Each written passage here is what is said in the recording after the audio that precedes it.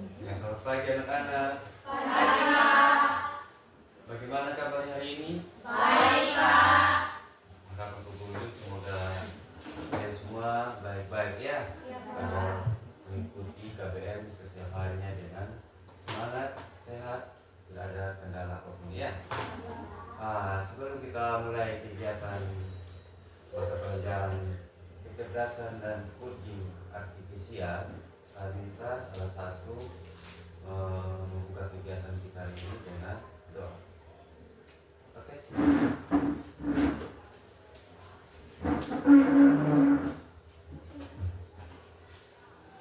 Selamat pagi Pak Guru dan teman-teman. Sebelum kita mengikuti kelas kami, mari kita memuji Tuhan dalam doa. Makasih Tuhan karena Tuhan sembilan kami dari malam sampai pagi hari ini. Pagi ini Tuhan, anak-anak rumah aktivitas yang kutuntun dari awal sampai akhir. Tuhan yang ingin doa dan kemauan anak-Mu dan dunia. Amin. Oke, terima kasih ya.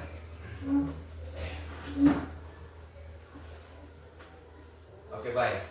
Jadi hari ini merupakan mata pelajaran terbaru yang diterapkan oleh pemerintah tentang kecerdasan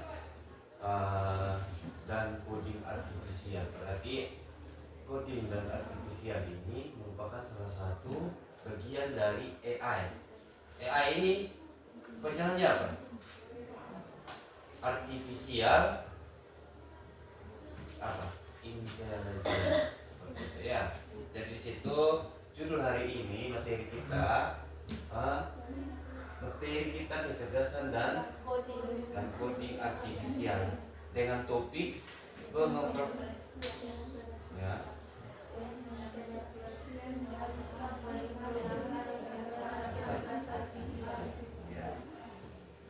Oke, ada gambaran tersedikit tentang AI.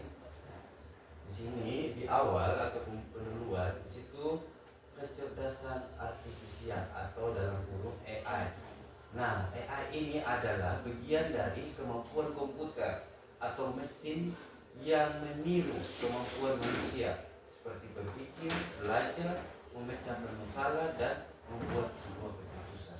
Nah, jadi AI ini sama hal dengan pemikiran seperti manusia. Tapi AI ini dibuat oleh manusia dengan menemukan teknologi yang terbaru. Nah, pertanyaannya,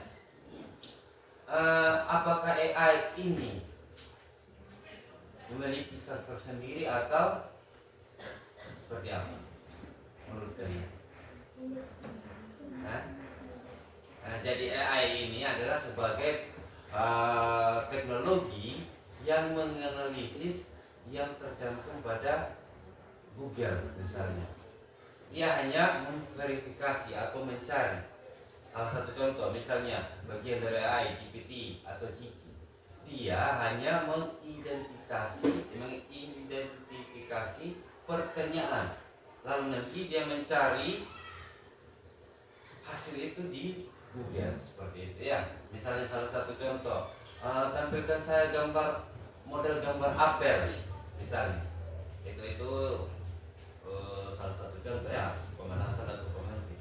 Tampilkan saya temukan saya gambar apel misalnya. Lalu nanti antara aplikasi AI itu GPT atau Cici, maka nanti kita menginput dalam kotak real pencariannya itu, maka otomatis menampilkan gambar tersebut. Itu yang bagian dari AI.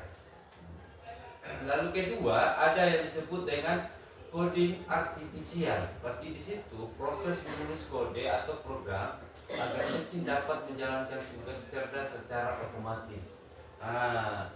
Berarti kalau berkaitan dengan coding sama hal di mata pelajaran informatika ya. Ini kenapa kecerdasan dan coding artifisial itu masuk mata pelajaran informatika atau tidak?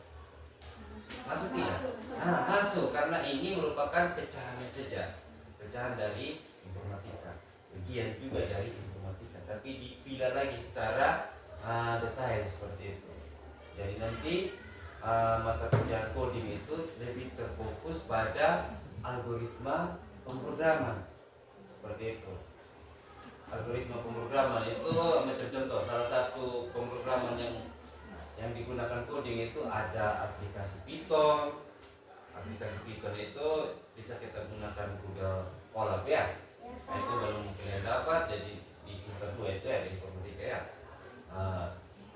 Lalu berikutnya ada aplikasi apa namanya itu algoritma pemrograman C++. Lalu berikutnya ada apa lagi? Hah? Ada yang tahu program coding itu? Tapi pada umumnya orang sekarang saat ini orang sering menggunakan aplikasi Python karena aplikasi Python itu lebih sederhana penggunaannya, tidak perlu lagi kita mendownload aplikasinya, tapi dia langsung proses online ya. Jadi kita masukkan Python langsung otomatis dia akan menampilkan ruang aktivitas seperti itu ya. Lalu kita masuk, berikutnya ada 3 hal penting yang perlu kita pelajari hari ini. Tujuan pembelajaran hari ini. Situ yang pertama ada AI. Nah, berarti memahami mengoperasikan perangkat AI. Salah satu contoh misalnya seperti Cici penggunaannya, cara menggunakan bahasa pertanyaan atau.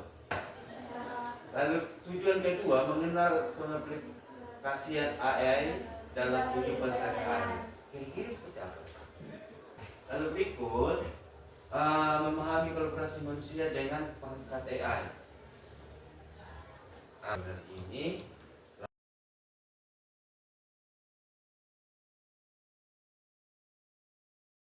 oke, sudah ya. Jadi kita ini sudah dibentuk kelompok ya, masing-masing kelompok 1 dan kelompok 2 ya. Nah, dari video di situ tadi diminta kalian itu hasil menganalisis dari sebuah tampilan video tadi. Kira-kira apa yang kalian temukan? Boleh ini ya, saya kasih waktu sekitar 1-2 menit ya untuk bersama dengan kelompok untuk hasil analisis dari sebuah video. Kira-kira seperti ini.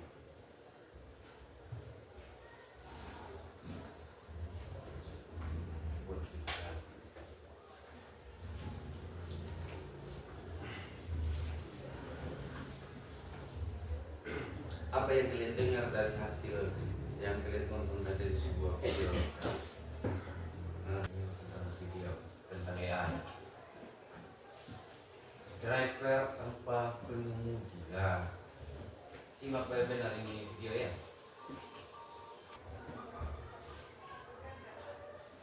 Nah, lihat, perhatikan ini. Setirnya ketika dia belok kiri, dia otomatis belok kiri tanpa pengemudi ya.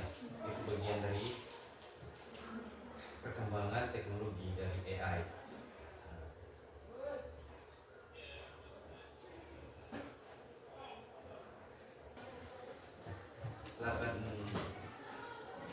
Di situ di LKPD sudah dilengkapi ya.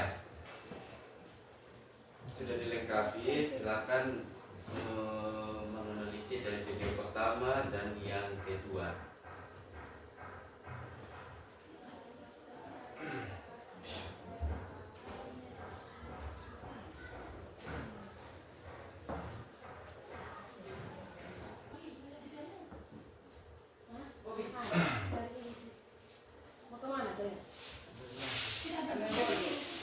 Sudah ya? Kalau sudah, nanti dikumpulkan itu ya KPD ya, tidak punya apa. Nanti sudah di hasil analisisnya itu. Lalu kegiatan yang berikutnya selanjutkan ini berkaitan dengan aplikasi PowerPoint. Jadi kalian membuat sebuah aplikasi tentang AI. Setelah itu nanti kita menyelesaikan itu kalian presentasi ya. Oke, itu proses selanjutnya. Itu untuk mengerjakan itu kita memahami memproseskan hasil kerja kelompok dan memberikan tanggapan terhadap kelompok lain. Itu tentang AI ya. AI apa yang kalian gunakan? Misalnya salah satu contoh ada gamma, itu kan bagian dari AI. Ada apa lagi? Macam-macam AI ya. Ada GPT, ada Vicky, ada AI. Itu artinya itu salah satu teknologi yang membantu atau memberikan solusi dari sebuah masalah seperti itu ya. Itu bagian dari AI. Nah, sekarang saya berikan waktu sekitar 5 menit ya untuk mengerjakan itu. Setelah kalian mengerjakan, nanti masing-masing presentasikan hasil diskusi masing-masing kelompok ya, tentang AI atau bagian dari kecerdasan dan coding artifisial seperti itu ya. Oke, sudah, silakan saya berikan waktu 5 menit. Setelah itu nanti masing-masing kelompok presentasikan ya. Oke, silakan. Ya, tulis. Tidak perlu. Nanti kan ini sudah itu berhadapan dengan komputer nanti dikerjakan di situ di komputer. Lalu nanti komputer akan memberikan kabel HDMI, nanti tampilan langsung presentasi ya. Ya, tidak seperti di kelas kan, tidak ada alat bantu, jadi kita presentasi lewat catatan atau seperti itu ya. Karena di ruang sini difasilitasi semua, maka nanti apa yang kalian kerjakan tentang hasil diskusi kecerdasan dan coding artifisial, nanti kalian langsung presentasi seperti itu ya. Bisa mendengar ini ya? Oke, silakan mulai sudah sekarang. Saya berikan waktu sekitar 5 menit untuk mengerjakan, lalu presentasi, langsung kita presentasi ya.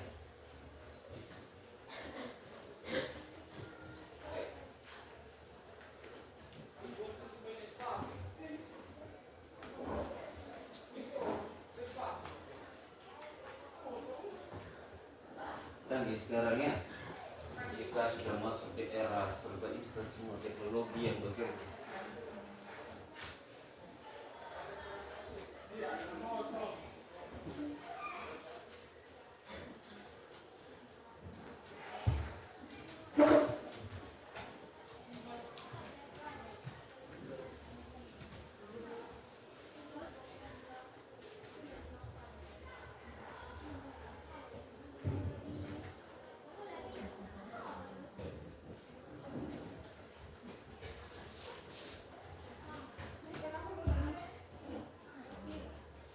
Oke, sudah ya? Belum? Sudah? Oke, luar biasa. Nah, jadi kira-kira mau kelompok siapa yang mau presentasikan hasil diskusi? Yang duluan.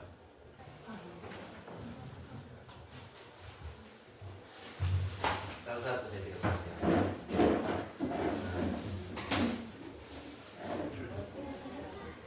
Langsung presentasi hasil diskusi kalian.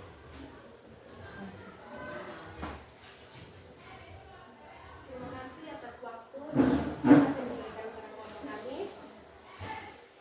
Kami akan menjelaskan tentang AI yang mengatur tentang GPT. Pengenalan GPT atau Generative Pre-trained Transformer. Pengertian GPT. GPT adalah model kecerdasan buatan atau artificial intelligence atau AI berbasis deep learning yang mampu memahami, memproses, dan menghasilkan teks secara otomatis seperti manusia. Model ini dikembangkan oleh OpenAI dan menjadi dasar teknologi di balik ChatGPT, asisten percakapan berbasis bahasa alami. 2. Asal dan perkembangan GPT.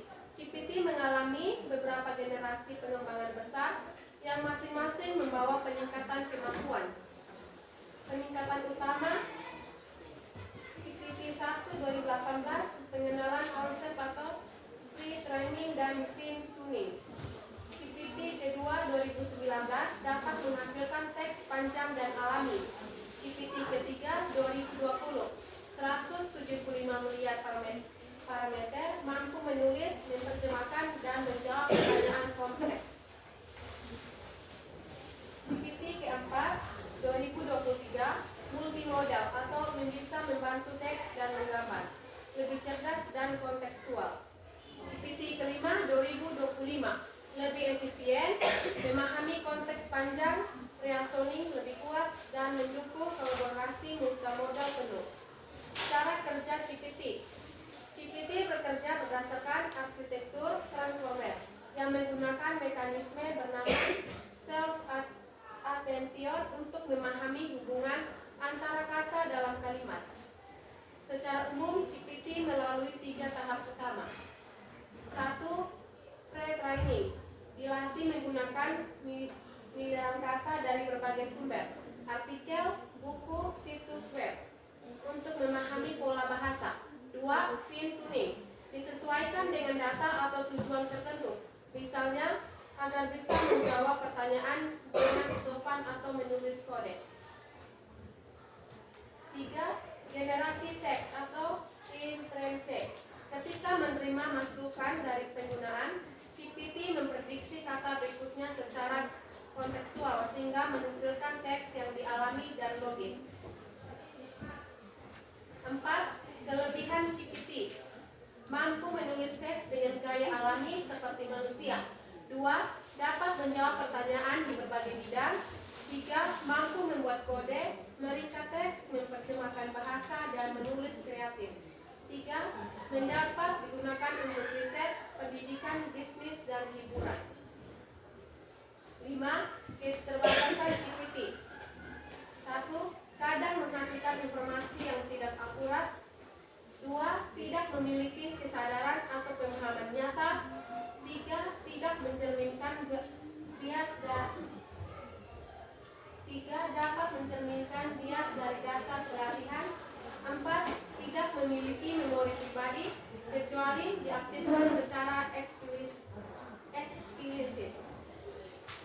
6.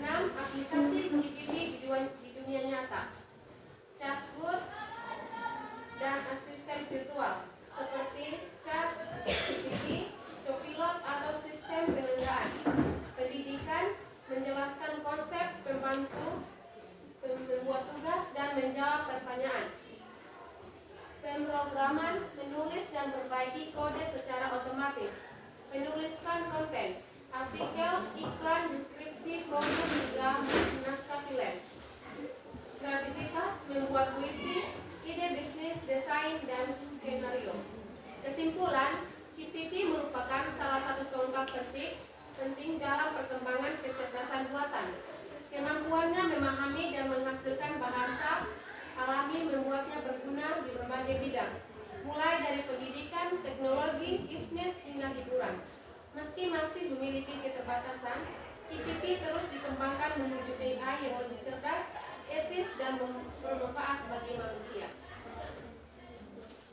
Sekian dari presentasi kami, mungkin teman-teman mau ingin bertanya atau memberikan pendapat.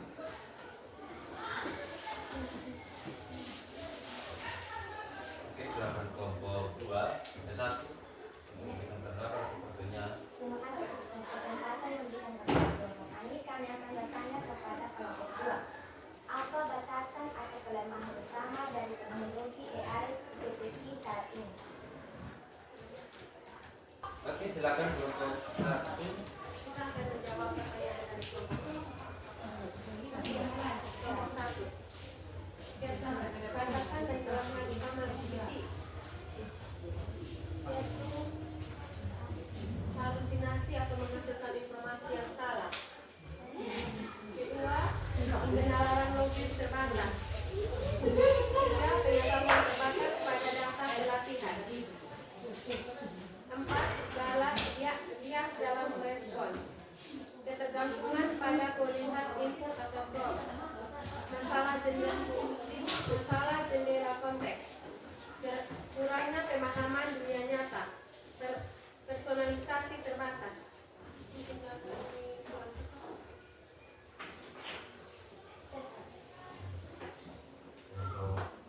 Satu ya.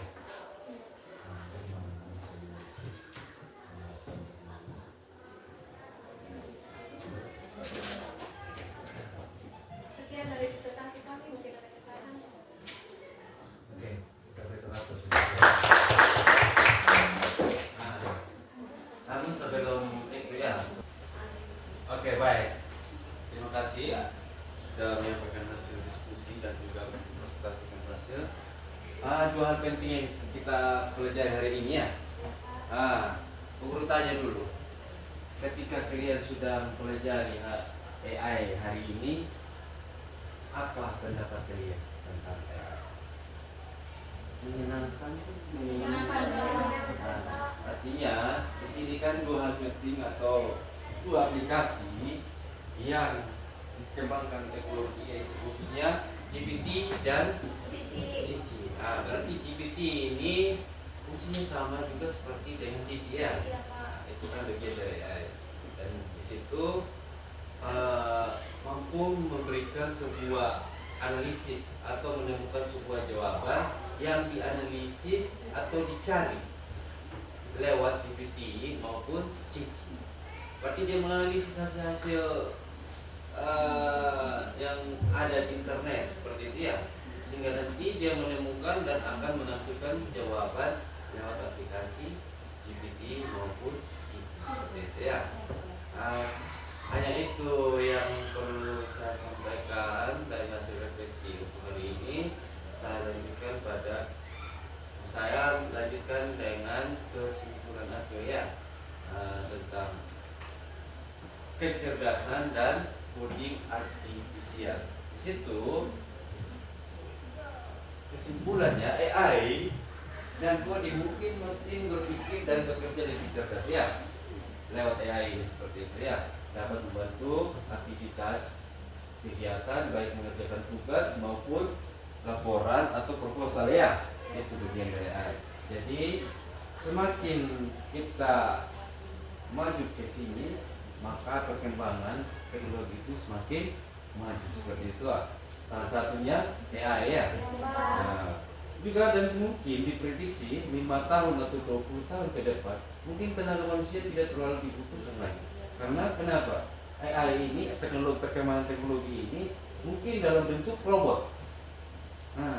Maka itu diminta kita itu selalu mengisikan waktu untuk belajar tentang coding. Ya, coding berarti coding ini hanya gambaran saja untuk guru sampaikan. Nanti pertemuan berikut nanti kita akan belajar tentang script coding, pembuatan program ya. Itu. Jadi kemungkinan di 20 tahun akan datang mungkin kita tidak lagi digunakan atau tidak dibutuhkan. Maka Indonesia sekarang diimbau untuk kita mempersiapkan diri dari sekarang untuk Indonesia maju, supaya nanti di tahun 20 tahun akan datang itu tidak ada lagi yang namanya pengangguran. Otomatis semakin banyaknya robot, otomatis kita banyak pengangguran. Maka kita harus itu bersaing, belajar seperti itu ya, belajar atau mengembangkan sebuah program atau membuat robot atau segala macam. Mungkin robot itu hanya melayani sebagai kasir misalnya secara otomatis. Berarti kalau kita menggunakan robot, maka kita tidak membutuhkan lagi tenaga manusia. Karena kita sudah ahli dalam bidang program seperti itu ya. Menggerakkan ini, ada robot yang bisa mampu menjawab segala aktivitas kita seperti itu. Salah satu contoh tadi video itu tanpa driver. Tanpa driver ini berarti dia bekerja sama dengan apa? Google Map ya. Salah satu contoh misalnya kan di sini kan tidak ada Grab, tidak ada Maxim ya. Kalau di Kupang itu ada yang namanya istilah Grab dan Maxim ya. Di situ sudah otomatis mengkonfirmasi alamat pemesan itu. Misalnya saya pesan Grab. Saya ada di Haikatapu misalnya. Lalu pemilik Grab itu ada di Ngato, maka nanti berapa jam kemudian ada jemputan seperti itu. Itu menggunakan alat bantu Google Maps. Sedangkan tadi itu driver tanpa pengemudi itu atau menyetir tidak ada drivernya, itu artinya dia dideteksi atau dipandu langsung dari Google Map ya. Artinya mendeteksi di mana alamat jemputan tersebut. Seperti itu. Itu yang maksud dari kegiatan hari ini, materi hari ini. Mudah-mudahan apa yang saya sampaikan hari ini dapat membantu adik-adik semua ketika nanti mengerjakan soal. Bukan berarti alat ini membantu kalian semakin semakin dipermudahkan, bukan seperti itu ya. Tapi ketika dipermudahkan, saya bukan ada di semua untuk membaca hasil tersebut. Terkadang AI itu tidak selalu memberikan jawaban tepat, tapi ada juga kekurangannya seperti itu ya. Bisa paham semuanya? Nah, sampai di sini dulu materi Pak Guru untuk kegiatan kecerdasan dan coding artifisial. Nanti kita lanjut di minggu depannya. Oke, saya akhiri kegiatan kali ini. Saya minta salah satu untuk menutup ya.